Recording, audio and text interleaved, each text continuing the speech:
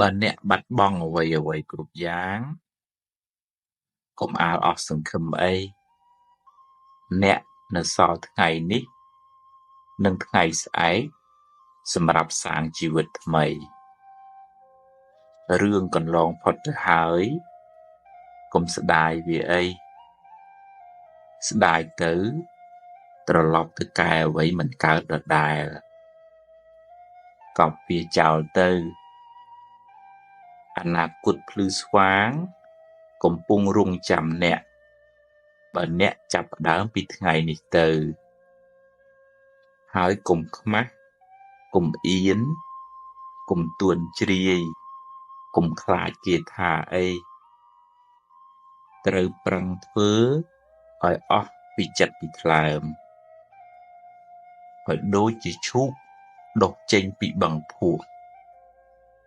ជីវិតជួបបញ្ហាលំបាកតែអ្នកត្រូវតែប្រឹងប្រែងរហូតបានទទួលជោគជ័យជីវិតរឹងមាំដោយសារការជួបប្រទះនៅឧបសគ្គហើយឆ្លងកាត់នៅឧបសគ្គទាំងនោះបានប្រៀបធៀបធ្វើអីខ្សែជីវិតមនុស្សម្នាក់ៗនៅលើផែនដីនេះមិនដូចគ្នាទេកុំប្រៀបធៀបគ្នាអីគេជួបរឿងគេ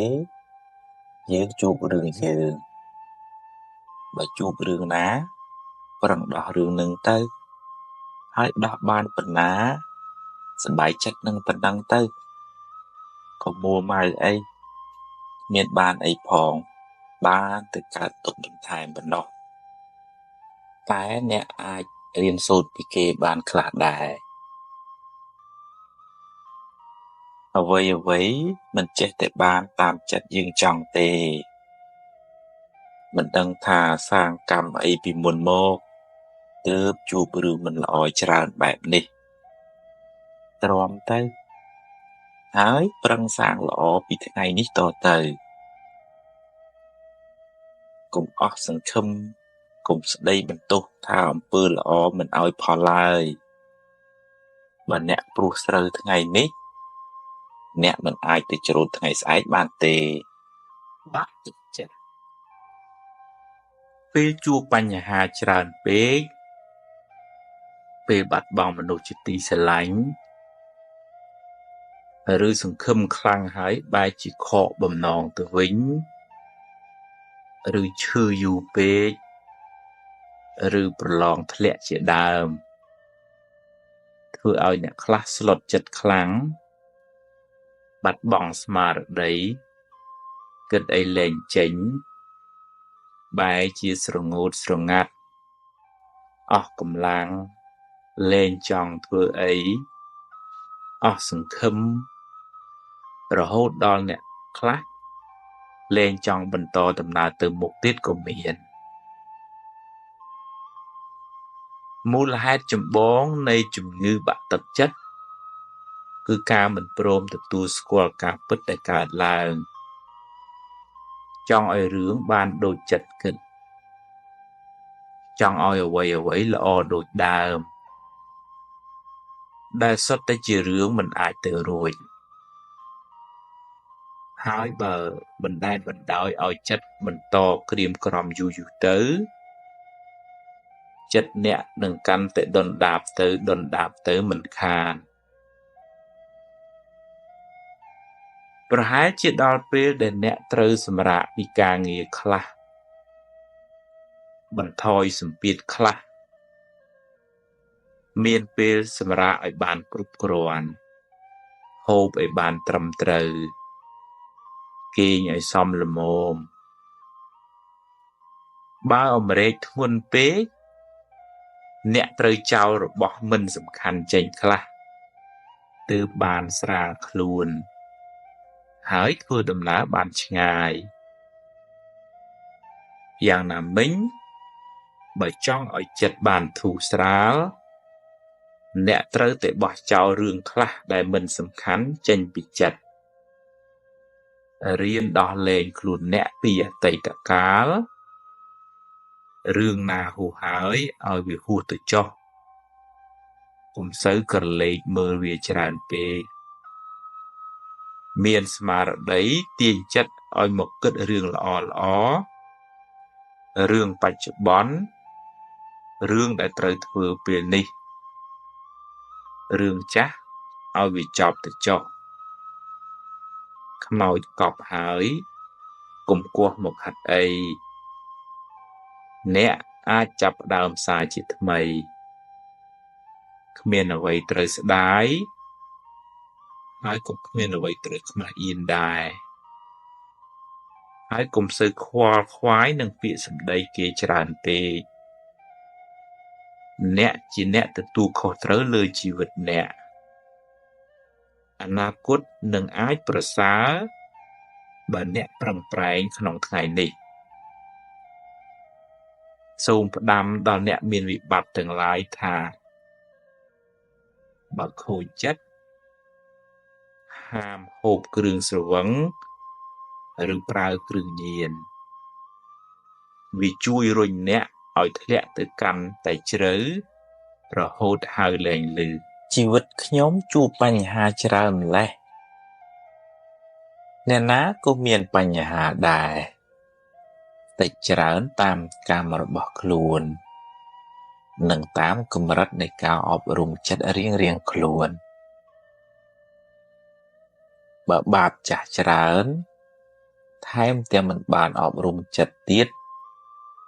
ទុកជាន់លើទុកមិនខានបើអ្នកជួបរឿងទុក្ខសោកច្រើនហើយត្អូញត្អែប្រាប់គេតែបានប្រយោជន៍អ្វីបើគេស្រឡាញ់អ្នកគេបានត្រឹមអាណិតឬជួយអ្នកបានតិចតួចហើយបើគេស្អប់អ្នកវិញគេនឹងសើចចំអកឲ្យអ្នកថែមមិនខានកុំទន់ជ្រាយពេកអីជីវិតមានបញ្ហាអញ្ចឹងឯងបើជួបដោះស្រាយទៅហើយបើដោះបានប៉ុណ្ណាក៏ព្រមតាមសមត្ថភាពប៉ុណ្ណឹងទៅកុំកើតទុក្ខពេកពិបាកចិត្តទៅបានតែកើតទុក្ខថែមបាបចាស់នាំឲ្យអ្នកជួបរឿងមិនល្អហើយភាពមួម៉ៅក្តៅក្រហាយនឹងរឿងនោះជាបាបថ្មីដែលធ្វើឲ្យអ្នករឹងរឹតតែកើតទុក្ខថែមក្លាហានឡើងរឹងប៉ឹងឡើងងើបមុខឡើងក្រឡេកមើលឲ្យឆ្ងាយប្រឹងឈានទៅមុខទៀតបន្តដំណើររហូតដល់ថ្ងៃបញ្ចប់ពេលអ្នកខាង1នាទីអ្នកបានបាត់បង់សេចក្តីសុខអស់60វិនាទីកំហឹងបានដុតបំផ្លាញសេចក្តីសុខក្នុងចិត្តអ្នកមុនដំបូងគេមុននឹងរាលដាលដល់អ្នកដទៃសាមញ្ញជនយើងគ្រប់គ្នាតែមានកំហឹងតែកុំខឹងយូរពេកខឹងមួយផ្លែតបានហើយដូចភ្លេចទៅកុំគុំទុកអីព្រោះបើគុំទៅក្តៅទៅខ្លួនឯងបុណ្យកាលគេមិនទាំងដឹងខ្លួនផងរៀនខន្តីខ្លះទៅអ្វីមិនចេះតែបានតាមចង់ទេកុំមួម៉ៅក្តៅក្រហាយពេកអីគ្មានបានអីមកផងបានតែកើតទុក្ខថែមរៀនអត់ឱនយោគយល់ខ្លះទៅមានអ្នកណាចង់ខុសចង់អាក្រក់ទេបញ្ញែបញ្យល់គ្នាទៅបើគេធ្វើតាមជាការល្អតែបើគេមិនធ្វើតាមទេក៏មិនដឹងធ្វើម៉េចហើយបើក្តៅក្រហាយទៅក៏បានត្រឹមតែកើតទុក្ខទទេហើយបាបទៀតបានណែនាំឲ្យអស់ពីលទ្ធភាពទៅហើយសប្បាយចិត្តនឹងអ្វីដែលយើងអាចធ្វើបានទើបមិនសូវកើតទុក្ខអ្នកអាចបង្កើតរូបគេបានតែមិនអាចបង្កើតចិត្តគេបានទេ សត្វលោកប្រព្រឹត្តទៅតាមកម្មរបស់ខ្លួនកុំហឹងមួយផ្លែកកុំហុកមួយជីវិតកុំយកកំហឹងជាម្ចាស់ក្នុងការសម្រេចចិត្តត្រូវធ្វើជាម្ចាស់កំហឹងវិញខ្សោយស្មារតីមួយថ្ងៃមិនដឹងគិតរឿងអីខ្លះទេចេញពីរឿងមួយចូលរឿងមួយចេញពីអ្នកនេះចូលអ្នកនោះចិត្តដើររហូតគ្មានទីសម្ចតត្រឹមត្រូវយូរទៅចិត្តអ្នកនឹងរវើរវាយរកសុខមិនសូវឃើញឡើយចិត្តដែលចេះតែគិតរឿងគេពេកคล้ายជាចិត្តអនាថាគ្មានផ្ទះសម្បែងគួរឲ្យអាណិតក្រៃពេកកុំសូវបណ្ដោយឲ្យចិត្តអ្នកគិតរឿងខាងក្រៅច្រើនពេករៀនទាញវាមកនៅក្នុងផ្ទះគឺរូបរាងកាយអ្នកវិញរៀនមានស្មារតីដឹងខ្លួនថាអ្នកកំពុងធ្វើអ្វីកំពុងគិតអ្វីកំពុងនិយាយអ្វីឲ្យស្មារតីតាមដានសកម្មភាពអ្នកជាប្រចាំអ្នកធ្វើអ្វី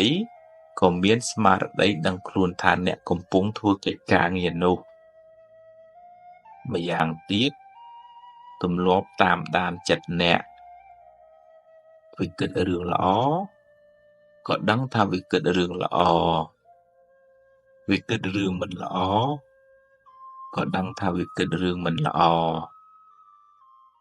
ហើយកុំបន្ទុះសារាយជាមួយនឹងវាអីជាធម្មជាតិនៃចិត្ត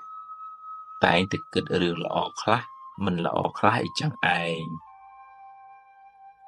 តែអ្នកត្រូវតែតាមដានមើលវាជាប្រចាំហើយព្យាយាមទាញវាឲ្យដើរក្នុងផ្លូវត្រូវវិញធ្វើយ៉ាងនេះចិត្តអ្នកនឹងនៅជាមួយខ្លួនអ្នកបានច្រើនចិត្តអ្នកនឹងរឹងមាំមិនសូវរវើរវាយឡើយជីវិតខ្ញុំមិនដូចគេខ្សែជីវិតមនុស្សម្នាក់លើផែនដីនេះមិនដូចគ្នាទេគេជួបរឿងគេយើងជួបរឿងយើងមិនបាច់ប្រៀបធៀបគ្នាទេនាំតែកើតទុក្ខអ្នកកើតមកមិនមែនដើម្បីដើរប្រណាំងជាមួយអ្នកដទៃទេមនុស្សម្នាក់មានចំណុចចាប់ផ្ដើមរៀងខ្លួនហើយធ្វើដំណើរក្នុងល្បឿនផ្សេងគ្នាបើគេជាកូនអ្នកមានគេមានផ្លូវជ្រើសរើសច្រើនព្រៃឯងយើងជាកូនអ្នកក្រយើងត្រូវចេញដំណើរពីកន្លែងដែលយើងឈរកុំចាំបាច់ប្រៀបធៀបនឹងគេអីហើយក៏មិនចាំបាច់ត្រូវបន្ទោសអ្នកនេះអ្នកនោះដែរ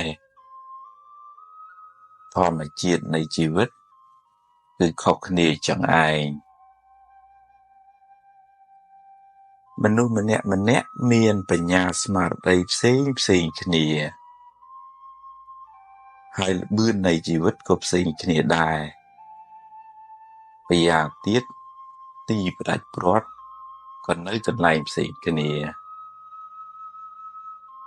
បើគេមានបញ្ញាច្រើនគេទៅលឿនជាងយើង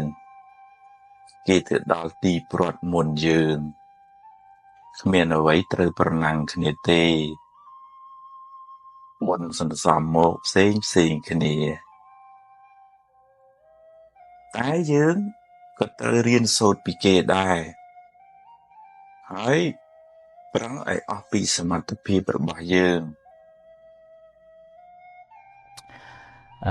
ខ្ញុំគណៈនឹកឃើញរឿងមួយរឿងប៉ុន្តែរឿងនេះជារឿងនិទានណាប៉ុន្តែជាការអប់រំដែររឿងសត្វក្អែកសត្វក្អែកនឹកឃើញខ្លួនឯងខ្មៅអញ្ចឹងបែរជាមើលទៅសត្វកុក phải xa đó mơ tới hơi mình đang thắc kỳ miền sẽ cái đây sọc mấy chế bàn miền bò bò xa so à chẳng hay chẳng có từ xua cọc đây đặc biệt từ xua cọc tới cọc cái thà đấy này ai mà xua khi nhom nâng khâu ai khi nhom miền ấy át nó bờ từ mưa sạch xe chứ bàn kì miền bò bò át mình đang thà kiaสบายจัดไม่แต่ได้บานkia miền bò bòสะอาดจังอ่ะไอ้สัตว์ไก่นึงก็หาเตอรอสัตว์สีนึงต้องบงสีไอ้เมื่อเตอด้วยกู้ไอ้สลายนะkiaสลายเป็นจัดบงสีไอ้นะบอสบอนึงก็สะอาดกอกนึงก็สะอาดบ้านสัตว์สีนึงทามาแต่สาวไอ้ขยมเมียนปอสบอลตาปีนึงอย่างเฉินปอคิวให้หนึ่งปอเรื่องไอ้จังขยมมันสิสบายจัดประมาณได้เบอร์เตอร์มือกระเงาบานสะอาดเสียงขยมไปพูดกระเงาเมียนปอสบอลนั้นสะอาดนะหอบสปอให้เบอร์สั้นจริงใจปีกระตุยไปนึงกุธาเมียนจังจีรูปเรียงสะอาดนะนึกเคยทำไปให้จีกระเงานึงเมียนใส่กระไดซอกนะเมื่อเตอสลับแต่ไอ้นึงก็หาเตอจูบกระเงาบงกระเงาก็สะอาดนะบงกระเงาไอ้ปอนึงก็สะอาดให้มึงไงนึงเมียนมันนุ่มเมาเจ้ารูมือบงเงาไอ้นึงรอบโรยเนี่ยทอดพงกับไอ้พองจังไงบานกเงาไปปราบทั้งบงไอ้ชายแต่บัดทำมันนึกคือสลายขยมเมนเป็นบงไอ้มือขยมเนยนองตรงนั่งเมียนหาวแต่นารู้โดยซาแต่สมบูรณ์ขยมสะอาดนั่งไอ้บ้านจีขยมแต่บ้านเกดะนองตรงนั่งขยมเกิดทาเบอร์บ้านจีเกิดจีบุงไอ้วิ่งเนี่ยแม่น่าจับดัดตรงไปจีสรูเลยจ้ะขยมเนี่ยโดยซาแต่รูปนั่งบ้านจีขยมจบตรงนั่งchẳng bàn cái nên cái thảo kịch tử nó anh xem mà cái bàn sóc dù cái kịch thà anh bàn sóc từ với nè chẳng không rường đấy chọn ơi dương kịch bị trà na thà dương cùng sơ từ priệp thiệp chỉ mùi nâng nẹt đợt tây nâng khang pê dương priệp thiệp khang pê tới dương sợ bàn sóc hè toàn là dương riêng cắt bình thoi cà priệp thiệp trong bàn menถ้ามันเอาtrong bàn này dương phẳng phè nhé đầm bay bàn sầm mẹ cổ đào đầm bay bàn sầm mẹ cái cả nghề vấn đề thà complete riêngสบายจัดนึงเอาไว้ได้ครูนเมียนนึงพองผมเอาดีการตกจมูกนึงระบอบได้ออดนึงเอาเดี๋ยวแต่เบอร์ปรังโรสีtrong bàn mà pòn hay đập về dương hồi tới việc bàn tập bầm bầy hồi hay nè khá đi cả tục thầm mấy của anh mình bàn mà pòn nâng màu hay về plek rì sập bài nâng bầm bầy hồi đại dương ở hồ bàn nâng lúc cha anh xong mà tôi chú cắt camera nâng cho chật tích bàn đấy lúc cha cho kiện tích cái này mà tích của bàn này cái này chẳng vì chấm nợ mũi đại dương bị trà na tầng óc nè nhưng mà tham phép bờ miền vực bờ sạt ai xạ xua sầm nụ ấy có ai xạ xua bàn nhưng cái này nâng phi diêm mưa nâng khung comment nâng chỉ chấm nợ mũi đại dương vô một sắc xa nơi khung chỉ vật nâng thảm bờ dương tơ riêngสบายจัดหนึ่งสมรรถภาพได้ยืงเมียนให้ยืงก็มันจำบัดtừ เปรียบเทียบជាមួយនឹងអ្នកដតីខ្លាំងពេកដែរតែកាលណាប្រៀបធៀបទៅជួនកាលធ្វើឲ្យយើងអន់ចិត្តបន្ទោសខ្លួនឯងយើងអាចរៀនសូត្រពីគេបានឧទាហរណ៍ថាតើគេធ្វើម៉េចដើម្បីរៀនបកកែ គេធ្វើម៉េចដើម្បីរស់ស៊ីមានគេមានចំណេះដឹងអីយើងអាចរៀនសូត្រពីគេបានប៉ុន្តែកុំឲ្យប្រៀបធៀបដើម្បីបំផ្លាញសេចក្តីសុខផ្ទាល់ខ្លួនណាដើម្បីថាបន្តិចបង្អាក់ខ្លួនឯងថាអូយអញអន់ណាស់ជីវិតនេះគ្មានន័យអីទេគេល្អជាងអញអីចឹងទៅអាហ្នឹងមិនប្រកែកទេហើយតើយើងរៀនលះបង់ការប្រកាន់ហួងហែងខ្លះទៅមិនសូវកើតទុកបើឧទាហរណ៍ថាយើងគិតថាអ្វីត្រូវតាបានដូចអ្វីដែលយើងចង់បានកូនត្រូវតាស្ដាប់យើងអ្នកក្រោមប្រកបត្រូវតាធ្វើដូចចិត្តយើងហើយអ្វីត្រូវតាដូចអញទាំងអស់ដូចអញគិតទាំងអស់អាហ្នឹងមិនបានទេយើងប្រកាសជាកើតទុកខ្លាំងមិនខានទេពីព្រោះអ្វីវាមិនមែនចេះតែបានតាមយើងចង់រហូតទេវាមានពេលខ្លះគេធ្វើត្រូវចិត្តយើងវាមានពេលខ្លះគេធ្វើទាស់ចិត្តយើងអញ្ចឹងអាហ្នឹងរឿងហ្នឹងជារឿងធម្មជាតិអញ្ចឹងតើយើងរៀនរក្សាលំនឹងទាំងសងខាងបើឧទាហរណ៍ថាវាមានគេសរសើរក៏យើងមិនចូលពេកហើយបើមានគេនិន្ទាក៏យើងមិនមួម៉ៅក្តៅក្រហាយដែលយើងរៀនទទួលស្គាល់ការពិតនៃជីវិតថាក្នុងជីវិតហ្នឹងវាមានទាំងយប់វាមានទាំងថ្ងៃវាមានទាំងក្តៅវាមានទាំងត្រជាក់វាមានទាំងល្អវាមានទាំងអាក្រក់ហើយដល់ពេលយើងទទួលស្គាល់ការពិតនៃជីវិតហ្នឹងយើងវាមិនសូវពិបាកខ្លាំងទេយើងគិតយើងស្វែងយល់ឧបមាឧទាហរណ៍ថានៅពេលល្ងាចប្រលប់ចុះហើយបើយើងឃើញកណាត់ខ្សែមួយកណាត់យើងមើលទៅប្រលប់យើងស្មានតាពស់ហើយយើងខ្លាចហើយប៉ុន្តែដល់ពេលយើងចុចកុងតាក់ភ្លើងទៅស្រាប់តែភ្លឺមកយើងឃើញថាជាខ្សែគោឯងមិនមែនជាពស់ទេប៉ុន្តែដោយសារវាក្ងេងកងងអញ្ចឹងទៅ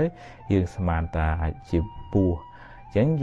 យើងមិនសូវកើតទុកទេយើងមិនកើតទុកមិនភ័យមិនខ្លាចទេពីព្រោះវាយើងដឹងថាវាជាខ្សែគោយ៉ាងណាក្នុងជីវិតហ្នឹងក៏អញ្ចឹងដែរមនុស្សយើងដែលមាន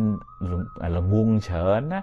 យើងចង់បានតែល្អយើងចង់បានតែសរសើរយើងចង់បានតែចំណេញយើងចង់បានតែជួបទេប៉ុន្តែក្នុងជីវិតហ្នឹងវាមិនមែនចេះតែបានរឿងល្អចឹងរហូតតែវាមានពេលត្រូវគេនិន្ទារកស៊ីខាតឬក៏ធ្លាក់បនធ្លាក់ស័កឬក៏មានរឿងព្រាត់ប្រាសអីចឹងហើយដល់ពេលយើងអត់ព្រមទទួលយើងព្រមទទួលតែម្ខាងសប្បាយចិត្តតែម្ខាងហើយយើងអត់ព្រមទទួលម្ខាងទៀតអាហ្នឹងដូចជាយើងជិះកង់អញ្ចឹងហើយយើងផ្អៀងទៅម្ខាងអាហ្នឹងដួលហើយជីវិតយើងដួលហើយដោយសារយើងអត់ព្រមទទួលទាំងសងខាងបើសិននិយាយពីជិះកង់វិញអត់រក្សាលំនឹងហើយយើងស្រឡាញ់តែម្ខាងហើយយើងអត់ព្រមទទួលម្ខាងទៀតអាហ្នឹងក៏ជាមេរៀនជីវិតមួយដែលយើងត្រូវរក្សាចិត្តខ្លួនឯងដែរអូនេះមានអ្នកសួរតានេះហ្នឹងហើយបើបងប្អូនមានសំណួរអីក៏យើងអាចយើងលើកមកសួរបានណាស្មារតីនឹងព្យាយាមឆ្លើយតាមសមត្ថភាពដែលអាចឆ្លើយបានអានេះថាចង់បានរងាប់សេចក្តីស្រឡាញ់លោកចាស់ស្មារតីបើសិនខ្ញុំកណាសុំយកអានោះមើលដើម្បីសនុកគេមើលសួរសំណួរបានទេចាស់អានេះវាពិបាកមើលតិចយក iPad គេណាចឹងបាននេះបងមិនដឹងជាបងអូនស្រីឬក៏បងអូនប្រុសសួរថាដើម្បីរងាប់សេចក្តីស្រឡាញ់អាហ្នឹងវាជាធម្មជាតិចិត្តហ្នឹងវាមានការជាប់ជំពាក់នឹងពីកំណើតមកដោយសារយើងមិនទាន់លះអស់ហ្នឹងអាហ្នឹងវាតើថាយើងព្យាយាមពិចារណាថាការជាប់ជំពាក់ហ្នឹងវាជាហេតុនាំឲ្យកើតទុក្ខឧបមាចាស់បើយើងទៅទិញទូរស័ព្ទ iPhone មួយហើយចាប់គប់ជួននេះធ្លាក់ទៅឬក៏គប់ជួននេះត្រូវចោលលួចទៅយើងពិតជាកើតទុកមិនបានកើតទុកតែមកពីវាថ្លៃនិយាយជ្រៅជាងនឹងទៅថ្មពីយើងស្រឡាញ់វាបានយើងកើតទុកអញ្ចឹងវាតើថា រៀនកាត់បន្ថយខ្លះបើឧទាហរណ៍ថាមានរបស់របរមានប្រពន្ធមានកូនមានទ្រព្យសម្បត្តិក៏យើងកុំឲ្យហួងហែងថាអ្វីត្រូវតែបានដូចយើងប្រាថ្នាមិនអាចទេកូនអាចព្រាត់ទៅពេលណាមួយហើយបើយើងមិនបានត្រៀមទុកខ្ញុំក៏ថាភាពជួបផ្ទាល់ហើយអ្នកដែលមានចៅប្រុសម្នាក់ស្លាប់ហើយដល់ពេលមានតែម្នាក់ទេហើយដល់ពេលស្លាប់ទៅគាត់កើតទុកមែនតើគាត់មិនដែលគិតថាចៅស្លាប់មុនគាត់ទេគាត់គិតថាគាត់ស្លាប់មុនចៅបន្ទាប់ពេលចៅស្លាប់ទៅគាត់យំរហូត2ឆ្នាំមិនបាត់ទេដោយសារការស្រឡាញ់ជាប់ជំពាក់ហួងហែងខ្លាំងហ្នឹងអញ្ចឹងវាតលថារៀនសម្លឹងមើលថាការជាប់ជំពាក់ហួងហែងខ្លាំងហ្នឹងវាជាហេតុនាំមកនៅសេចក្តីទុក្ខយើងមើលនៅក្នុងស្រុកខ្មែរយើងអ្នកដែលស្រឡាញ់ប្រពន្ធខ្លាំងមានរឿងជាក់ស្ដែងស្រឡាញ់ប្រពន្ធខ្លាំងដល់ពេលប្រពន្ធមានប្រច័ណ្ឌណារឿងប្រច័ណ្ឌចោទថាគ្នាមានប្តីមានឬក៏មានប្រុសមានឈ្មោលអីផ្សេងទៅឬក៏មានរឿងរ៉ាវក្នុងគ្រួសារអីចឹងទៅក៏បាញ់ទាំងប្រពន្ធរហូតអ្នកខ្លះទៅចងកបាញ់ទាំងកូននឹងស្លាប់ទៅទៀតហើយក៏បាញ់ខ្លួនឯងទៅថាហ្នឹងមកពីអីថាមកពីយើងស្រឡាញ់ខ្លាំងហើយដល់ពេលគេធ្វើមិនត្រូវចិត្តយើងណាដល់យើងកើតទុក្ខខ្លាំងមែនតើដោយសារតែយើងជាប់ជំពាក់ខាងអញ្ចឹងតើមើលឃើញថាការជាប់ជំពាក់ហ្នឹងជាហេតុនាំឲ្យកើតទុក្ខទៅវារៀងបន្ថយមកបន្តិចវិញនេះឈ្មោះសុជាតិសងខ្ញុំកណាព្រាត់ម្ដាយឪពុកមិនដឹងកម្មអីពីជាតិមុនខ្ញុំតែងស្ដាប់ទីគុណជានិច្ចដើម្បីរងាប់ការជិះចាប់ហ្នឹងហើយមានតែយើងរងាប់ចឹងមកទោះចាស់អរគុណច្រើនណាមើលចេះសំណុកមើលជាងណា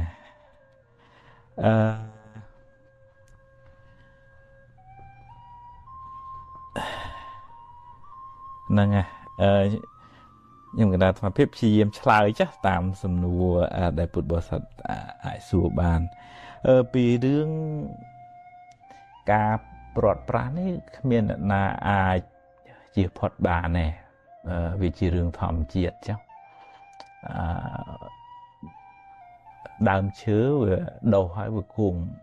ងាប់ទៅវិញរបស់ប្រើទូរស័ព្ទយូរទៅគង់ទាំងខូចឡានយើងបើកយូរទៅគង់ទាំងដល់ពេលត្រូវបោះចោលមិនបាច់និយាយថារបស់តូចតាចទេសូម្បីតែផែនដីទាំងមូលហ្នឹងថ្ងៃណាមួយគង់ត្រូវឆេះវិនិច្ឆ័យអន្តរាយទៅអាហ្នឹងធំមកចិត្តតម្រាំឲ្យជីវិតសង្ខារយើងវាមិនទៀងអញ្ចឹងបានជាព្រះអង្គឲ្យយើងពិចារណារឿយនឹងថាយើងនឹងព្រាត់ប្រាសនៃរាសចាកអ្វីដែលជាយើងគិតថាជារបស់យើងនឹងមិនខានទេក្នុងពេលណាមួយមិនខានទេយ៉ាងគាត់ថាលើកអត្ថបទមួយពីទូ BBC ដែលលើកយកពីបរិះម្នាក់របស់ជានៅខាងអឺរ៉ុបធ្វើដំណើរទៅប៊ូថានហ្នឹងប្រទេសនៅចន្លោះឥណ្ឌាហើយនិងចិននៅលើភ្នំហ្នឹងទៅដល់គាត់ឈឺហើយគាត់ទៅពេទ្យហើយទៅពេទ្យពេទ្យពិនិត្យចុះពិនិត្យឡើងអត់ឲ្យថ្នាំគាត់ហូបហើយក៏គាត់ថាមិនឲ្យថ្នាំខ្ញុំហូបចឹងខ្ញុំឈឺសឹងស្លាប់ហីបានពេទ្យប្រាប់ថាបើចង់បានថ្នាំចេះត្រឡប់ទៅវិញឲ្យទិញពាក្យថាខ្ញុំអញស្លាប់ឲ្យបានមួយថ្ងៃ5ដងហើយគាត់ចេះតែឆ្ងល់ថាអញឈឺមិនក៏ឲ្យទិញថាអញស្លាប់ទៅវិញបានគាត់តាមដានមើលវប្បធម៌របស់ប្រទេសប៊ូថានហ្នឹងថាប្រជាជនគេតាំងពីទូចមកដឹងក្តីពេលណាគេពន្យល់ប្រាប់ថាធម្មជាតិនៃជីវិតហ្នឹងវាតែងតែមានកើតមានស្លាប់ជាធម្មតាមិនដឹងថាស្លាប់ថ្ងៃណាទេហើយមិនដឹងឲ្យស្លាប់អាយុប្រមាណទេប៉ុន្តែឲ្យមនុស្សម្នាក់ហ្នឹងត្រៀមកាយត្រៀមចិត្តថាសេចក្តីស្លាប់ហ្នឹងតែមានជាធម្មតាដល់ពេលគេគិតថារឿងងាប់ទៅជារឿងធម្មជាតិអញ្ចឹង គេអត់ភ័យវាទៅជាគេនឹងអាយុវែងតាមកំណត់ត្រាពិភពលោកប្រទេសប៊ូថាននឹងជាប្រទេសដែលមានប្រជាជនសប្បាយរីករាយចិត្តច្រើនជាងគេហើយជាប្រទេសដែលមានសុខុមាលភាពប្រជាជននឹងខ្ពស់ជាងគេទៅទៀតអាហ្នឹងអញ្ចឹងតែមិនបានអញ្ចឹងថាគេអត់ភ័យដល់ពេលគេអត់ភ័យវាទៅជាគេមានសុខភាពល្អវារស់រាយវារឹងមាំតែដល់ពេលយើងភ័យខ្លាចងាប់ហ្នឹងឆាប់ងាប់បដ ாய் អាហ្នឹងតើយើងមានស្មារតីមួយថាយើងស្រឡាញ់ហើយស្រឡាញ់គោរពម៉ែឪបងប្អូនហ្នឹងប៉ុន្តែកុំឲ្យហួងហែងថាត្រូវតែនៅជាមួយយើងរហូតមិនបានទេប្រអិនព្រះអង្គណាក៏មិនបានដែរតើតែយើងរៀនធ្វើអញ្ចឹងបាននេះមានបែរជាប្អូនប្រុសនឹងខ្ញុំកណ្ដាលមានបញ្ហាគឺបាត់បង់ឆន្ទៈក្នុងការសិក្សាតែធ្វើយ៉ាងណាដើម្បីរងាប់អារម្មណ៍ហ្នឹងរឿងរៀនសូត្រនឹងតើយើងឃើញសម្លឹងឃើញសារៈសំខាន់វាសិនថាបើឧទាហរណ៍តែមាសចឹងណាមិនបាច់ពីណាមកប្រាប់យើងទេគឺថាយើងទៅជីកមាសនឹងយកបដ ாய் ឬក៏យើងដឹងថាក្នុងដីនឹងមានត្បូងនឹងខំទាំងព្រឹកទាំងថ្ងៃទាំងយប់ដើម្បីជីកបានជីកយកត្បូងយកមាសហ្នឹងយ៉ាងណាបើតើយើងឃើញថាការសិក្សាហ្នឹងវាមានប្រយោជន៍សម្រាប់ជីវិតវាមានប្រយោជន៍សម្រាប់អនាគតវាមានប្រយោជន៍សម្រាប់ការងារវាធ្វើឲ្យជីវិតនឹងបានស្រាលពីទុក្ខកង្វល់ស្មុគស្មាញទៅវាធ្វើឲ្យយើងនឹងមានគុណតម្លៃអញ្ចឹងបើឧទាហរណ៍ថាដុំថ្មបើគេមិនទាន់យកទៅឆ្លាក់ទេគេដើរជន់នៅជើងឬក៏គេអង្គុយនៅពីលើដុំថ្មហ្នឹងទៀតណាប៉ុន្តែបើគេឆ្លាក់ហើយទៅជាពុទ្ធរូបដុំថ្មហ្នឹងវាទៅជាទីសក្ការៈបូជាគេថ្វាយបង្គំគេលុតជង្គង់គេក្រាបក្បាលដល់ដីអញ្ចឹងអាហ្នឹងដោយសារយើងឆ្លាក់រូបនឹងឲ្យទៅជាវត្ថុមានតម្លៃឬក៏ឆ្លាក់ជាអប្សរាឆ្លាក់ជារូបអង្គរវត្តរូបអាយ័នទៅលក់បានលុយទៅទៀតផងយ៉ាងណាមិនយើងតើយើងឃើញតម្លៃវាយើងឆ្លាក់ខ្លួនឯងយើងឆ្លាក់ខ្លួនឯងឲ្យមានទាំងចំណេះដឹងមានទាំងគុណធម៌អាហ្នឹងយើងខ្លាយទៅជាមនុស្សមាសមនុស្សពេជ្រអាហ្នឹងគេត្រូវការណាមាសពេជ្រហ្នឹងមិនបាច់ហៅគេក៏គេយកគេរត់រោដែរប៉ុន្តែតើថាយើងឆ្លាក់ខ្លួនយើងឲ្យទៅជាមនុស្សមាសមនុស្សពេជ្រសិនមនុស្សដែលមានចំណេះដឹងពិតប្រាកដហើយមានគុណធម៌ល្អអាចជាទីពឹងរបស់អ្នកដទៃបានអាហ្នឹងយើងប្រឹងតស៊ូប្របាក់ប្របិនមិនក៏យើងប្រឹងដែរមានអីទៀតទេបងប្អូនបើមានសំណួរអីក៏អាចសួរបានអាហ្នឹងខ្ញុំគិតថាភាពអាចចូលរួមឆ្លើយតាមចំណេះដឹងសមត្ថភាពដែលខ្លួនមានណានេះមានបងប្អូនណាទេដែលថាចង់យកថ្នាំឈ្មោះចាន់នុនឈឹមហួតអានខុសមិនដឹងតែថាមានថ្នាំភ្នែកមិនអីទេយើងអាចយកថ្នាំបានទៅស្រុកខ្មែរហ្នឹងខ្ញុំបានថាភាពត្រូវទៅស្រុកខ្មែរថ្ងៃទី20នឹងចេញពី Boston ទៅមានពេលខ្លីចូលរួមនៅក្នុងកម្មវិធីប៉ុនហ្នឹងមានបងប្អូនម្នាក់ខ្ញុំគិតថាមានសំណួរពុកម្ដាយតែងតែបិទសិទ្ធិសេរីភាពកូនពេកតែកូនមើលទៅមិត្តភ័ក្ដិខ្លួនគឺពុកម្ដាយគេមិនបិទសិទ្ធិចឹងទេតែកូននោះត្រូវប្រើចិត្តបែបណាសម្រាប់ដោះស្រាយអាហ្នឹងដូចជាការខ្ញុំគណនាភាពនៅក្មេងដែរនៅស្រុកស្រែហ្នឹងគ្រួសារខ្ញុំគណនាភាពហ្នឹងម៉ែឪហ្នឹងរឿងតាំងជាងគេឲ្យកូនដើរលេងចូលឆ្នាំជិះម៉ូតូប៉ាតម្សៅបាច់ទឹកពេលយប់ឡើងឲ្យកូនទៅកាលនោះអត់មានអីទេមានអារម្មណ៍ហើយនឹងមើលវីដេអូយប់ហ្នឹងគាត់តាំងតែមិនសូវឲ្យកូនចៅហ្នឹងបានទៅមើលទេហើយកាលនោះយើងអន់ចិត្តដែរនៅឃើញអូគេនោះមើលម៉ែគេធូរមើលម៉ែគេទិញម៉ូតូឲ្យកូនជិះហើយម៉ែយើងនឹងដូចតាំងតែងណាយើងដូចរៀងអន់ចិត្តជាមួយគាត់ដែរ ប៉ុន្តែពីយើងធំឡើងបានដឹងថាអូអាហ្នឹងវាអាចមានគ្រោះថ្នាក់អីតាគាត់ហាមគាត់ហ្នឹងដើម្បីទប់ស្កាត់កាយលោអាចឧទាហរណ៍ចូលឆ្នាំជិះម៉ូតូទៅគ្រោះថ្នាក់បាក់ដៃបាក់ជើងយប់ប្រលប់ទៅវាមានរឿងហៅអីទៅវាអាចធ្វើឲ្យយើងនឹងបាត់បង់អនាគតទៅក្នុងន័យនេះខ្ញុំថាវាក៏មិនមានន័យថាយើងម៉ែឪត្រូវតែបំបិតសិទ្ធទាំងស្រុងមកឲ្យកូនធ្វើអីហ្នឹងមែនទេតើយើង balance ដែរយើងតរយៈភាពទៅដល់ថាកូនត្រូវទៅរៀនសូត្រហើយត្រូវធ្វើដំណើរទៅឆ្ងាយអាហ្នឹងក៏យើងមិនអាចហាមឃាត់ដែរគុំទៅត្រូវតានៅមិនបាច់រៀនមិនបាច់សូត្រអីទេអាហ្នឹងក៏មិនកើតដែរអញ្ចឹងតើយើងមានហេតុផលជាមួយនឹងឪពុកម្ដាយហើយក៏ឪពុកម្ដាយនឹងត្រូវពិចារណាកុំឲ្យអ្វីជាការសម្រេចចិត្តរបស់ឪពុកម្ដាយទាំងស្រុងឧទាហរណ៍ទៅគាត់រើសយកមុខវិជ្ជារៀននៅមហាវិទ្យាល័យម៉ែឪនឹងប្រកបកូនឯងត្រូវតែរៀននេះកូនឯងត្រូវតែរៀននោះកូនឯងត្រូវតែដើរផ្លូវនេះអានឹងអត់កើតទេកូននឹងដួលហ្មងជាបទពិសោធន៍ខ្លួនខ្ញុំគណៈថាភាពធ្លាប់ជួបអញ្ចឹងហើយមិនប្រាប់ថាអ្នកណាទេម៉ែអ្នកចង្អុលត្រូវហ៊ានអានេះត្រូវហ៊ានអានេះមានទីផ្សារដូចថារៀបចំគម្រោងឲ្យកូនតែម្ដងហើយកូនវាអត់ពេញចិត្តនឹងការងារនឹងហើយដល់ធ្វើដំណើរទៅរៀនបានពាក់កណ្ដាលទីក៏បោះចោលទៅរកអាណាផ្សេងតែនឹងគ្រោះថ្នាក់មែនតើអញ្ចឹងតើឲ្យកូននឹងរៀនជាម្ចាស់ការលើជីវិតខ្លួនឯងបើនៅលោកខាងលិចនេះគេរៀងគ្រាន់បើរឿងហ្នឹងគេឲ្យកូននឹងរៀនសម្រេចចិត្តឧទាហរណ៍ថាស្ទាក់ឲ្យសម្រេចចិត្តតាំងពីទូចមកម៉េះរវាងអាវពាក់ចោះម៉ែនឹងមិនមែនចេះតែរើសអាវឲ្យកូនពាក់ទូចអាយុ2 3ឆ្នាំហ្នឹងឧទាហរណ៍ថាអាវ Spider-Man ឬក៏អាវ Superman ទិញឲ្យទៅណាអញ្ចឹងថាកូនរើសយកមួយណាឲ្យកូននឹងហ៊ានសម្រេចចិត្តថាខ្ញុំរើសអា Spider-Man ចាស់អារូបពីពីងចាស់ហើយអញ្ចឹងដល់ពេលមានរឿងអីនៅតាមផ្លូវណែកូនឯងអ្នករើសហ្នឹងណាមិនមែនម៉ាក់អ្នករើសទេណែអាហ្នឹងមានន័យថាវាមាន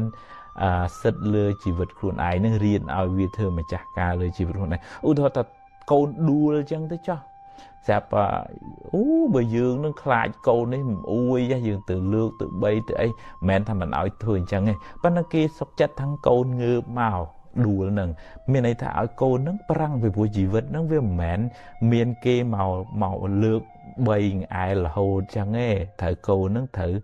ងើបខ្លួនឯងជាការបង្រៀនតាំងពីទូចមកខ្ញុំគាត់ថាវាអានអត្ថបទហើយនឹងមើលវីដេអូអប់រំគេធ្វើហ្នឹងគឺថាតាំងពីទូចមកគេឲ្យកូនហ្នឹងចេះទទួលខុសត្រូវថាក្មេងដែលទៅអាយុ 3-4 ឆ្នាំវាដោះខោទឹកនោមពីឆ្នាំហ្នឹងវាស្លៀកខោទឹកនោមវាដោះហើយត្រូវឲ្យវាយកទៅដាក់នៅក្នុងធុងសម្រាមឬក៏វាមកពីសាលាវាដោះស្បែកជើងមិនមែនដោះទាត់ចោលទេឲ្យរើសយកទៅទុកដាក់ត្រឹមត្រូវឬក៏ខោអាវស្លៀកពាក់ហ្នឹងពេលដែលស្លៀកពាក់ហើយត្បិតថាវាមិនចេះគួរអីប៉ុន្តែឲ្យកូនហ្នឹងត្រូវទទួលខុសត្រូវយកអាវខោហ្នឹងយកទៅដាក់កន្ត្រកសម្រាប់គួរខោអាវហ្នឹងអាហ្នឹងមានន័យថាកូននឹងរៀនរឹងប៉ឹងតាំងពីទូចមកអាហ្នឹងវាត្រូវទាំងសងខាងខ្ញុំគាត់ថាភាពនិយាយនេះទាំងសងខាងកូនក្នុងនាមជាកូនក៏ត្រូវស្ដាប់ហេតុផលរបស់ឪពុកម្ដាយហើយឪពុកម្ដាយហ្នឹងក៏មិនអាចទៅគ្រប់គ្រងលើជីវិតកូនបានទាំងស្រុងដែរត្រូវឲ្យកូនមានសមត្ថភាពរឹងប៉ឹងសម្រាប់ឈរខ្លួនឯងហ្នឹងហើយប៉ុណ្ណឹងចោះមានអីទៀតចេះនេះមានសុខុមភេងសួរថា how can I improve more patient នេះធ្វើម៉េចឲ្យមានខន្តីច្រើន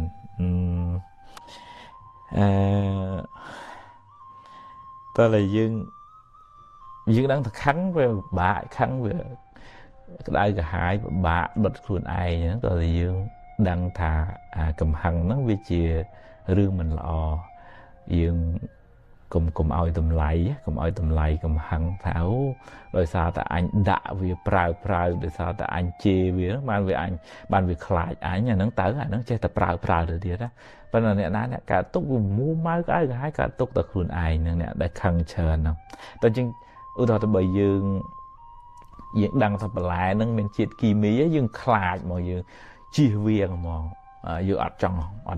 ហូបអត់ចង់ឆាន់ទេដូចថ្មដឹងបន្លែនឹងមានជាតិគីមីឥឡូវហ្នឹងមិនចង់ហ៊ានឆាន់ដើរបោចទៅវត្តឆាន់ទៅគួនទៅផ្ទីទៅស្ពៃទៅនៅវត្តឲ្យកូនសិស្សដាំយ៉ាងណាតោះតែយើងដឹងថាកំហឹងហ្នឹងមិនល្អអញ្ចឹងយើងចាប់ផ្ដើមកែប្រែខ្លួនឯងថាវាមិនមែនចេះតែបានអីដូចចិត្តយើងឯងរៀនព្រមខ្លះទៅរៀនអត់ធន់ខ្លះទៅគេធ្វើត្រូវចិត្តខ្លះគេធ្វើមិនត្រូវចិត្តខ្លះធម្មតាអញ្ចឹងអញ្ចឹងយើងវាមិនសូវកើតទុកខ្លាំងទេដោយសារយើ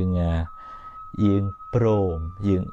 ដឹងយើងទទួលស្គាល់ថាជីវិតហ្នឹងវាមានរឿងពេញចិត្តខ្លះមិនពេញចិត្តខ្លះអញ្ចឹងវានៅតែខឹងអន់ចិត្តនឹងឯងវាមានពេលខ្លះគេថាគេស្ដីទប់មិនបានរៀងអន់ប៉ុន្តែប្រាប់ខ្លួនឯងថាតិចទៅឲ្យវាចប់ទៅឬក៏ថាគេធ្វើខុសមកវាធ្វើមិនចេះមនុស្សវាមិនខុសឆ្គងខ្លះអញ្ចឹងយើងគុំអោបភ្លើងស្ពាយកំហុសគេនឹងមកឲ្យមកដេកកើតទុកពេកមិនកើតទេអាហ្នឹងតើរៀនលះអញ្ចឹងអាហ្នឹងយើងមិនសូវកើតទុកទេអញ្ចឹងខន្តីហ្នឹងវាចេះតែកើនឡើងយើងរៀនមានមេត្តាដល់សពសត្វទាំងអស់យើងមនុស្សណាក៏ចង់បានសុខយើងក៏ចង់បានសុខគេក៏ចង់បានសុខយើងក៏មិនចង់ខុសដែរគេក៏មិនចង់ខុសដែរប៉ុន្តែអ្នកខ្លះក៏គេផ្កើនមកយើងអញ្ចឹងដែរប៉ុន្តែថាបើគេខឹងគេមួម៉ៅវាជារឿងអាក្រក់របស់គេប៉ុន្តែបើយើងខឹងមួម៉ៅជាមួយគេវិញអាហ្នឹងក៏យើងអាក្រក់ដែរមិនស្រួលទេអញ្ចឹងតើរៀនអញ្ចឹងរៀនស្វែងយល់ការពិតនៃជីវិតមានល្អមានអាក្រក់មានគេស្ដីមានគេថាមានពេលខ្លះគេធ្វើត្រូវចិត្តពេលខ្លះគេមិនធ្វើត្រូវចិត្តអញ្ចឹងយើងរៀងធូរយើងមិនសូវពិបាកចិត្តខ្លាំងទេហើយអត់ធន់ទេតារឿងជីវិតហ្នឹងវាអញ្ចឹងមានរឿងប៉ុន្តែមានរឿងមួយខ្ញុំក៏មិនមានពេលឆ្លើយពេលនេះមិននិយាយពេលនេះមាននេះឈ្មោះបញ្ញា BMC ធ្វើដូចមិនដេចធ្វើចិត្តស្ងប់សំណួរនេះពិបាកឆ្លើយហើយត្រូវការពេលវេលារៀនសូត្រនឹងច្រើនណាស់ហើយសាមមនុស្សយើងនឹងវាស្មុគស្មាញបាក់ចិត្តនឹងវាមួម៉ៅវារវើរវាយវាភ័យវាព្រួយជួនកាលដេកស្ដាយរឿងដែលហួសទៅហើយជួនកាលដេកបង្កើតរឿងដែលមិនទាន់មកដល់ចេះតាតិចលួចចេះទៅតិចលួចចុះទៅតាមព្រោះរឿងនឹងមិនទាន់មកដល់ហើយចឹងធ្វើឲ្យចិត្តនឹងរវើរវាយមិនស្ងប់តាមក្បួនវិទ្យាសាស្ត្រចិត្តរបស់យើងនឹងអាចចិត្តគិតលឿនពេកដូរលឿនពេកហ្នឹងអានឹងនាំឲ្យ stress អ្នកដែលបដោយចិត្តឲ្យរត់ដូចស្វាវាដូចក្មេងដែលវារត់លេងលពឹសដល់ពេលហើយវាអស់កម្លាំងវាដេកស្តុកទៅយ៉ាងបាត់ទៅយ៉ាងណាចិត្តរបស់យើងអញ្ចឹងដែរតែកាលណាយើងបដោយឲ្យយើងនឹងញ៉ៃពេក stress ហើយក្បួនវិទ្យាសាស្ត្រគេថាអញ្ចឹងនេះឈ្មោះឈុននីខ្ញុំកណារាល់ថ្ងៃមានអារម្មណ៍វល់តើគួរធ្វើយ៉ាងណាទើបលែងមានអារម្មណ៍វល់តែប៉ុន្តែអារម្មណ៍វល់ហ្នឹងវាមិនមែនទើបមានឥឡូវទេវាសំយូរហើយប៉ុន្តែដល់យូរទៅវាដល់កម្រិតមួយយើងលែងគ្រប់គ្រងបានអានឹងជារឿងគ្រោះថ្នាក់ហើយវាតល់តែយើងរៀនមានពេលសម្រាប់ខ្លះវាទៅជាកើតជំងឺវិបត្តិផ្លូវចិត្តដែរអ្នកខ្លះទៀតណាខ្ញុំគិតថាពេលមិនថាប្អូនប្រុសឬក៏ញោមប្រុសញោមស្រីនេះទេម្នាក់សួរនឹងទេប៉ុន្តែគាត់វាជួនកាលសម្ពាធការងារជួនកាលរឿងរ៉ាវក្នុងជីវិតនឹងច្រើនពេកជួនកាលយើងគិតច្រើនពេករឿងរ៉ាវនឹងមិនប្រមាណជួនកាលចិត្តនឹងវាបង្កើតគំនិតមួម៉ៅស្មុគស្មាញនឹងច្រើនពេកយូរទៅវាវល់អញ្ចឹងវាដល់ពេលដែលយើងអាចសម្រាកពីកិច្ចការងារខ្លះកុំឲ្យវាមានសម្ពាធខ្លាំងពេក bởi vì đó thằng chư hay nó đó thằng miền bị bạt hay á relax phía sau ông lấy hay relax hay thùm thôi phiệp tàn tắng miền pê đà cầm sàn khla nhưng bạnสมัย ព្រះពេលដែលវាខកអបសក់ហ្នឹងវានាំឧបជានាំដើរព្រៃ relax ទៅមើលធម្មជាតិមើលនេះមើលនោះវាដូរអារម្មណ៍ស្មុកហ្នឹងហើយមកវិញទៅក៏បដែបដៅណែនាំអប់រំទៅក៏ធូរលែងចង់សក់ចឹងទៅយ៉ាងណាជីវិតយើងហ្នឹងក៏វិញចឹងដែរវាត្រូវការពេល relax មួយរយៈពេលចឹងហើយចាប់ដើមរៀបចំចិត្តគំនិតនឹងឡើងវិញបើឧទាហរណ៍ទៅនៅក្នុង computer វិញតែកាលណាវាស្មុកស្មាញពី computer ហ្នឹងគាំងដើរលេងរួចឬក៏វាចង់ error space ហ្នឹងវាពេញក្នុង computer ហ្នឹងអញ្ចឹងវាតើយើងត្រូវរៀបចំឡើងវិញថាបើវារឿងណាដែលហួសហើយហ្នឹងបោះចោលបិទបញ្ជីបើនៅក្នុងធនាគារវិញតែគេធ្វើការឲ្យមួយថ្ងៃហ្នឹងគេបិទបញ្ជីចោលមួយថ្ងៃហ្នឹងហើយស្អែកចាប់ផ្ដើមបើកបញ្ជីសាថ្មីទៀតល្ងាចគេបិទបញ្ជីចោលយ៉ាងណាតើយើងរៀនបិទបញ្ជីថាមិនបានរឿងណាកើតហើយហ្នឹងកុំសើឬមិនលឹកមិនលើកច្រើនពេកបិទវាចោលទៅខ្មោចងាប់ហើយកប់វាចោលក្នុងព្រៃកុំសូវកោះវាមកហាត់ពេកតែហាត់ទៅវាក្តៅក្រហាយហើយរឿងណាដែលមិនទាន់មកដល់ទេកុំអង្គុយបង្កើតរឿងកុំចេះតែតិចលួចចេះទៅតិចលួចចុះទៅកុំគិតអាគំនិតនឹងកើតឡើងធាក់វាចេញស្អែកជួបរឿងអីដោះស្រាយរឿងហ្នឹង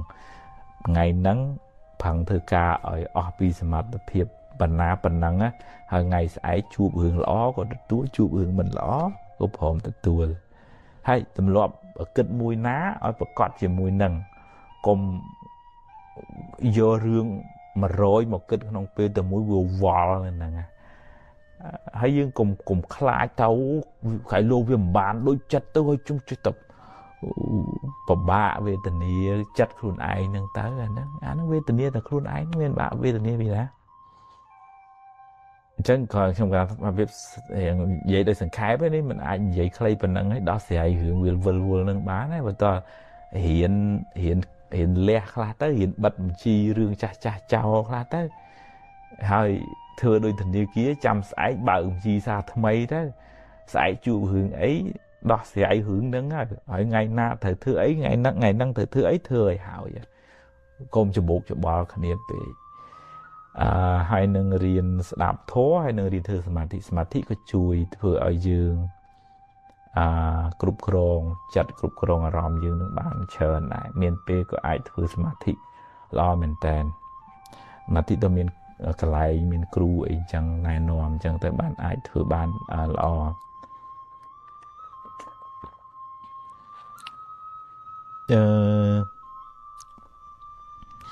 អារម្មណ៍វល់នឹងអូនសួរតែមួយទេ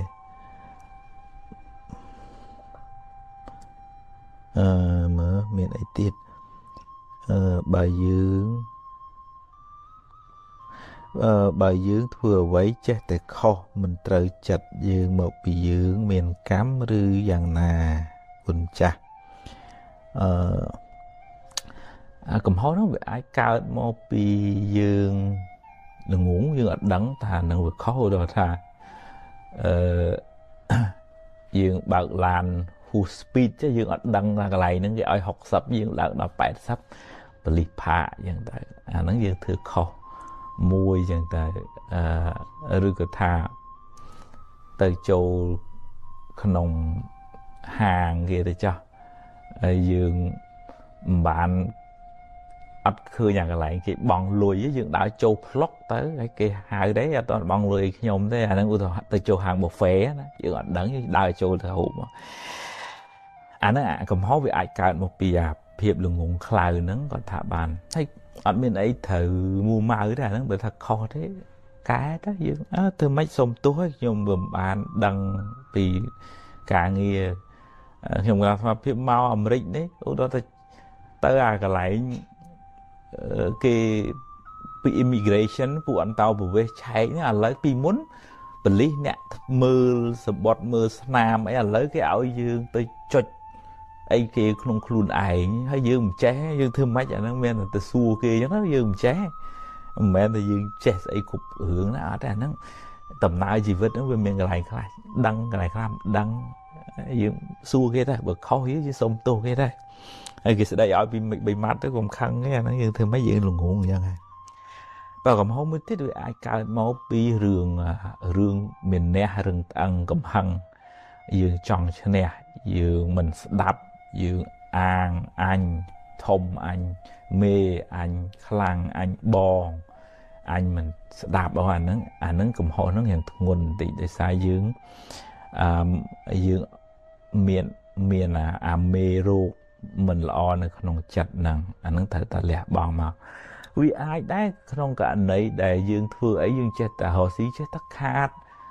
បើកមុខរបរទៅវាចេះតែឡងចុងគេខ្ចីលុយចេះតែមិនអោយកូនកើតមកចេះតែខូចខ្សែគប់មនុស្សហ្នឹងចេះតែខុសទាំងអស់អាហ្នឹងបាបកម្មដែរបាបកម្មដែលយើងធ្លាប់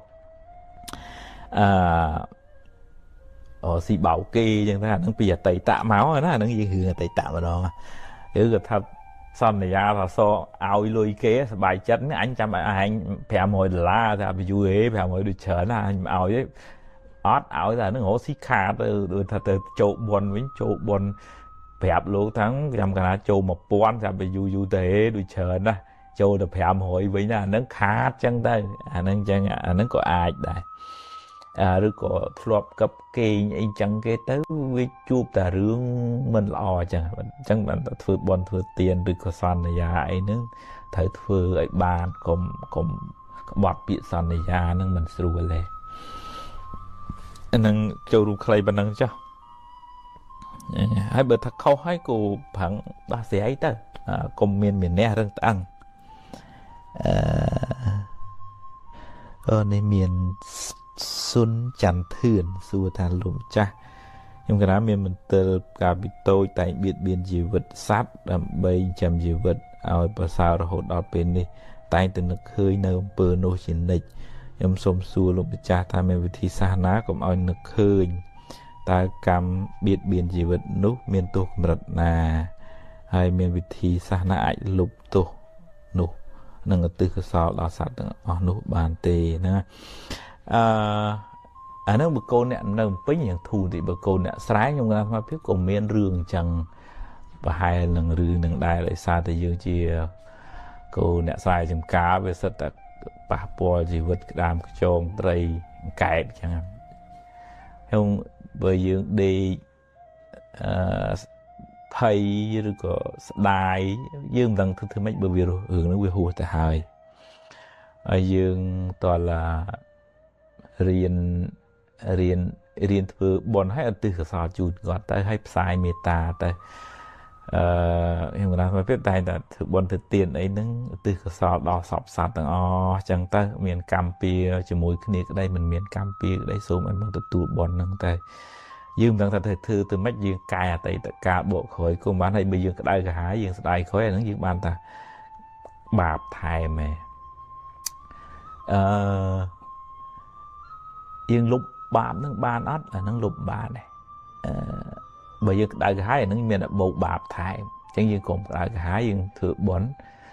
ទិសជូនគាត់ទៅឬក៏ទិសផ្សាយបុណ្យហ្នឹងដល់សពសត្វទៅហើយបើពេលណាមួយកម្មវាឲ្យផលហ្នឹងយើងធ្វើម៉េចអានោះឧទាហរណ៍បើយើងយកស្រូវទៅព្រោះក្នុងស្រែហើយយើងយកធូបទៅអុជបន់កុំឲ្យស្រូវនឹងដោះអាហ្នឹងល្ងងយើងឯងមិនអាចធ្វើអញ្ចឹងបានទេហ្នឹងហើយខ្លីប៉ុណ្ណឹងទៅចាស់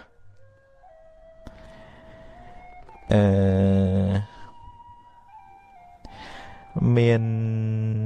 ម្នាក់នេះប្អូនប្រុសឬក៏ប្អូនស្រីមិនដឹងទេឈ្មោះគង់ April តើខែឆ្នាំនៅតែជាបញ្ហាធំសម្រាប់អាពាហ៍ពិពាហ៍ទេសប្តាហ៍ថ្ងៃឬក៏អាស្រ័យទៅលើសម័យខ្លួនផ្ទាល់សម្រាប់ជោគវាសនាពីអ្នកប្តីប្រពន្ធអានោះវាទំនៀមទម្លាប់ខ្មែរយើងវាជឿលើខែឆ្នាំថ្ងៃនេះល្អប៉ុន្តែយូរទៅឥឡូវហ្នឹងថ្ងៃល្អថ្ងៃអាចារ្យតនេហ្នឹងហ្មងថ្ងៃល្អបណ្ដោយអញ្ចឹងវាដូចជា ថ្ងៃល្អថ្ងៃអាក្រក់ហ្នឹងវានៅលើមាត់អាចារ្យអ្នកថាទៅវិញថ្ងៃណាគាត់ទៅនេះថ្ងៃហ្នឹងល្អអញ្ចឹងទៅគាត់ទទួលច្រើនហួងអញ្ចឹងថ្ងៃណាប្រឡោះហ្នឹងថ្ងៃហ្នឹងហើយអញ្ចឹងក្នុងលោកតាក្រមហ្នឹងគាត់ផ្ដាំដែរគាត់កុំឲ្យទៅជឿខែឆ្នាំហ្នឹងព្រោះវាចាំតាមតម្រាចាតាមទម្លាប់មកហើយគាត់ផ្ដាំថាកុំឲ្យទៅជឿខែឆ្នាំនោះពេកលោកតាក្រមងុយហ្នឹងបើក្នុងធម៌បញ្ជាក់រឹតតែច្បាស់ទៅទៀតថាថ្ងៃណាយើងមួម៉ៅច្រើនថ្ងៃណាយើងមួម៉ៅថ្ងៃហ្នឹងអាក្រក់ឯងហើយបើថ្ងៃណាយើងសប្បាយរីករាយធ្វើអំពើល្អហើយហ្នឹងថ្ងៃល្អស្រួលយល់អញ្ចឹងមិនបាច់ចាំបាច់ទៅសួរគ្រូទាយមិនបាច់ចាំទៅបាច់គេទាយហោរាសាស្ត្រប្រចាំថ្ងៃទេតែយើងងើបឡើងជេរកូនជេរចៅខឹងប្តីអាហ្នឹងចាំបាច់ទៅសួរវាណាអាហ្នឹងអពមង្គលទាំងព្រលឹមហើយបើយើងងើបឡើងយើងនឹកដល់គុណបរតនត្រ័យមេគុណមេដាបិតាគ្រូឧបជាយាចាសប្បាយរីករាយក្នុងចិត្តអញ្ចឹងទៅអាហ្នឹងថ្ងៃសៀនសេរីសួស្ដីមិនបាច់ទៅសួរគ្រូទាយវត្តភ្នំណាក៏ល្អដែរហើយបើថារៀបអាពាហ៍ពិពាហ៍ទេមានរឿងណាក្នុងពោធិ៍សាត់ក្នុងរឿងជាដកហ្នឹងមានរឿងនៅសង្ឃឌៀហ្នឹងគេយកកូនប្រុសទៅការខាងកូនស្រីហើយដល់ពេលថ្ងៃរៀបការហ្នឹងស្រាប់តែតាបោះមួយចេញពីព្រៃមកហើយតាបោះហ្នឹងរាប់អានគ្រួសារខាងប្រុសតែបើសួរថាចុះមានរឿងអីហ្នឹងថ្ងៃហ្នឹងក៏រៀបចំអីទៅណាថាអូលោកតាថ្ងៃហ្នឹងខ្ញុំកណារៀបការនាំកូនប្រុសទៅរៀបការខាងកូនស្រីហើយតាបោះហ្នឹងមួម៉ៅហ្មងយីវារៀបការប៉ុណ្ណាណីវាអត់ប្រាប់អញហើយលោកតាហ្នឹងប្រាប់ហ្មងថានេះការថ្ងៃហ្នឹងចង្រៃឯណាមានអន្តរាយបែកបាក់គ្រោះថ្នាក់អីចឹងខាងកូនប្រុសនោះឮតែលោកតាបោះហ្នឹងថាអញ្ចឹងភ័យបរោយអូមិនកើតទេការថ្ងៃហ្នឹងសូឲ្យចង្រៃឲ្យអន្តរាយអត់យកកូនទៅការទៅអាខាងស្រីនោះគ្នារៀបចំរោងការហៅភ្ញៀវពេញតុកពេញផ្ទះអស់ហើយណាហើយខាងស្រីនេះចេះតែចាំមើលមិនឃើញបញ្ជូនទូនមកប្រាប់ទៅអត់បានទៅទេថ្ងៃហ្នឹងចាំថ្ងៃស្អែកហើយខាងកូនស្រីថាទេមិនចឹងបានធ្វើមិនចឹងមិនបានខ្ញុំភ្ញៀវពលឺមកពេញផ្ទះហើយចុះឡើងហៅអានទឹកមួយក្បែរផ្ទះហ្នឹងការជាមួយនឹងកូនក្រមុំទៅតាអានទឹកនោះវាមានចាំថ្ងៃចាំខែអីវាបានប្រពន្ធមួយ free ទៅអាហ្នឹងក្នុងជាតិដកមានអញ្ចឹងមានរឿងអញ្ចឹងបានណាកុំសូវគិតរឿងហ្នឹងពេកអញ្ចឹងនៅសល់ប្រហែលភាគរយមិញណាអស់លីងហ្មងអូអត់អីសំភ័យណាមិនចិត្តអស់ថ្មណាអញ្ចឹងប៉ុណ្ណឹងបើជឿក៏ជឿល្មមបានហើយកុំជឿខ្លាំងពេករឿងថ្ងៃខែហ្នឹងរើសថ្ងៃណាជុំគ្នាច្រើនរើសថ្ងៃណាអត់ភ្លៀងអាហ្នឹងថ្ងៃហ្នឹងល្អហើយសំខាន់ថ្ងៃឥឡូវរវាងមនុស្សល្អហើយនឹងថ្ងៃល្អរើសយកមួយណារើសស្រាច់ចិត្តខ្លួនឯងចាអូនេះមានម្នាក់ដែរឈ្មោះសុខុមភេងដែល would yoga help with meditation អាហ្នឹងអាចតែ yoga វាជាវិធីសាស្ត្រហាត់ពុតឲ្យមានសុខភាពផ្លូវកាយផ្លូវចិត្តដែរជាវិធីសាស្ត្ររបស់ឥណ្ឌាហើយមានតាំងពីយូរយាងមកហើយ yoga ហ្នឹងmeditation ជាវិធីសាស្ត្ររបស់ពុទ្ធសាសនាពុទ្ធកាលមុននឹងបានត្រាស់ដឹងហ្នឹងក៏ធ្វើឲ្យ yoga ហ្នឹងច្រើនណាស់ដែរប៉ុន្តែពេលចុងក្រោយព្រះអង្គធ្វើ meditation សម្រាប់ការអប់រំចិត្តហ្នឹង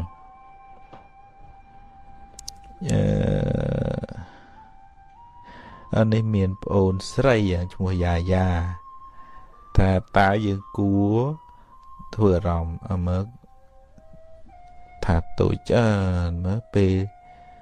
មើលថាមិនចេះពេលយើងដឹងថាគេនិយាយមិនល្អពីយើងអូនេះដូចទៅមានអារម្មណ៍ថាតូចចិត្តពេលគេនិយាយដើមនិយាយមិនល្អពីយើងហ្នឹងវាមានរឿងហ្នឹងវាមានគ្រប់គ្នាអញ្ចឹងវាមានពេលគេខ្លះគេនិយាយខកពីយើងទៅពេលគេស្រឡាញ់គេនិយាយល្អពីយើងអញ្ចឹងតែបើតើកុំផ្ញើសេចក្តីសុខហ្នឹងនៅលើបបេមាត់អ្នកដតីបបោមាត់អ្នកដតី គេនិយាយល្អពីយើងអរគុណគេទៅហើយបើគេនិយាយគាត់ពីយើងវាអាចដែរវាអាចថាយើងធ្វើខុសមែនគេនិយាយគាត់ពីយើងអាហ្នឹងសមហើយសមគេនិយាយហើយបើជួនកាលគេនិយាយជាការដាស់តឿនយើងអាហ្នឹងក៏យើងក៏មួម៉ៅមួយគេដែរហើយយើងប្រឹងកែទៅបើយើងធ្វើខុសមែនហើយបើឧទាហរណ៍ពេលខ្លះយើងមិនធ្វើខុសអីទេប៉ុន្តែគេឌឺដងចាក់ដោតយើងអាហ្នឹងបើយើងគិតថាវាគ្មានប្រយោជន៍នឹងសម្រាប់តិចយើងសម្រាប់គូក្បាលយើងគិតទេកុំទៅខ្វល់មួយគេព្រោះយើងអាក្រក់ល្អមិនមែនដោយសារពាក្យគេថាទេអាក្រក់ល្អវានៅលើខ្លួនយើងឯតែយើងធ្វើអាក្រក់ល្អហ្នឹងធ្វើយើងល្អអាក្រក់មែនអត់ហើយគេថាអាហ្នឹងរឿងខ្យល់រឿងមាត់របស់គេទេមាត់គេតិចយើងបើយើងគិតថាវាមានប្រយោជន៍គូក្បាលយើងមានប្រយោជន៍គិតរឿងរបស់គេថាហ្នឹងគិតតែប៉ុន្តែគិតថាពាក្យសម្ដីរបស់គេហ្នឹងវានាំទៅរំខានចិត្តទេបោះចោលទៅជួនកាលគេអុចយើងឲ្យក្តៅតែបើយើងក្តៅតាមគេអុចមែនអាហ្នឹងយើងល្ងងហ៎យើងកុំល្ងងក្តៅតាមគេអុចហ្នឹងឲ្យគេយកទៅអុចទឹកទលេទឹកសមុទ្រទៅឬក៏ហុចភ្លើងនឹងឲ្យគេវិញដែរយើងមិនសូវក្តៅទេគេនាំយកភ្លើងមកឲ្យយើងទៅហើយកុំទៅជេរបន្តិចរើរឿងចាក់ដោតគេវិញណាហ្នឹងក្តៅក្រហាយមិនមែនថាយើងមិននិយាយចឹងមិនមែនថាមិនឲ្យតបតអីសោះទេមែនទេបើឧទាហរណ៍ថាយើងដឹងថាវាជារឿងមិនពិតទេយើងមានពេលឱកាសប្រាប់បញ្យល់ទៅថាវាចេះប៉ុន្តែមិនមែននិយាយទាំងកំហឹងមូម៉ៅក្តៅក្រហាយជេរបន្តិចវិញឯមិនណែហ្នឹងទៅរៀនរក្សាចិត្តហើយមិនមែនជាធ្វើអញ្ចឹងបានភ្លាមទេវាតែការអប់រំចិត្តហ្នឹងរឿយទៅហើយជាពិសេសហ្នឹងនៅក្នុងកន្លែងធ្វើការ workplace ហ្នឹងមានបញ្ហាចំណែនឈ្នានីសអេចអូចលើកដាក់ចាក់អុចអាលគ្នានឹងច្រើនណាស់មិនថានៅស្រុកអាកាំងនេះក្តីនៅស្រុកខ្មែរក្តីមានបញ្ហាដូចគ្នាចំណែននន្ទាឈ្នានីសចាក់អូចគ្នាចឹងទៅហើយឆ្លោះកែពីមុខល្អអូផ្អែមពីក្រោយហ្នឹងឲ្យលួយចឹងហើយអាហ្នឹងដំបូងយើងកុំធ្វើជាមនុស្សអញ្ចឹងដំបូងចំណុចទី1ចំណុចទី2បើគេធ្វើអញ្ចឹងដាក់យើងកុំមួម៉ៅក្តៅក្រហាយបើវាជារឿងមិនពិតទេមានពេលយើងប្រាប់យើងណែនាំដោយសម្ដីល្អពីរោះពិសាទៅបើគេស្ដាប់អានឹងរឿងល្អបើគេមិនស្ដាប់ឯងស្ពាយភ្លើងយកទៅចោះហ្នឹងហើយនេះមានបងអូនប្រុសឬបងអូនស្រីមិនដែរទេថាចាស់ថាខែឆ្នាំខុសគ្នាយកគ្នាជាប្តីប្រពន្ធបានទេអាណាដូចជានិយាយមួយមិញហើយថាយើងសម្រេចចិត្តចោះអារឿងថ្ងៃរឿងយប់ហ្នឹងវាមិនមែនរឿងល្អរឿងអាក្រក់អីវាវិលទៅតាមផែនដីព្រះច័ន្ទប្រព័ន្ធព្រះអាទិត្យហ្នឹងហើយវាអត់មានថ្ងៃណាល្អថ្ងៃណាអាក្រក់ទេវាជិះវាថាបើថ្ងៃភ្លៀងទៅយើងទៅណាមួយទៅយើងថាថ្ងៃហ្នឹងដូចជាអាប់អួរដល់បើរឿងថ្ងៃល្អថ្ងៃអាក្រក់វានៅលើចិត្តរបស់យើងបើថាជាចិត្តរបស់យើងមូម៉ៅថ្ងៃហ្នឹងថ្ងៃអាក្រក់តែបើចិត្តយើងសុបាយថ្ងៃហ្នឹងថ្ងៃល្អតែហើយនិយាយមួយចាស់ទៅហ្នឹងបើគាត់ថាអញ្ចឹងហើយរកវិធីសាស្ត្រណាពយល់ហេតុផលទៅតែល្អហើយអញ្ចឹងទៅយើងគិតតាមនោះខ្ញុំគណនាថាភាពមិនស៊ីជម្រៅរឿងហ្នឹងឯងនេះបងប្រុសនេះថារាវុធរៀលបើដំណើរជីវិតយើងចេះតែមានអ្នកចូលចិត្តអ្នកចង់យកអាសានេះអត់មានសំណួរប៉ុណ្ណឹងសំណួរអីមកកណាត់ចឹងមកហ្នឹងហើយណាខ្ញុំកណាត់ថាភាពគិតថាមិនបានវែងឆ្ងាយទៅទៀតទេមើលទៅនៅក្នុងឥឡូវនេះនៅម៉ោង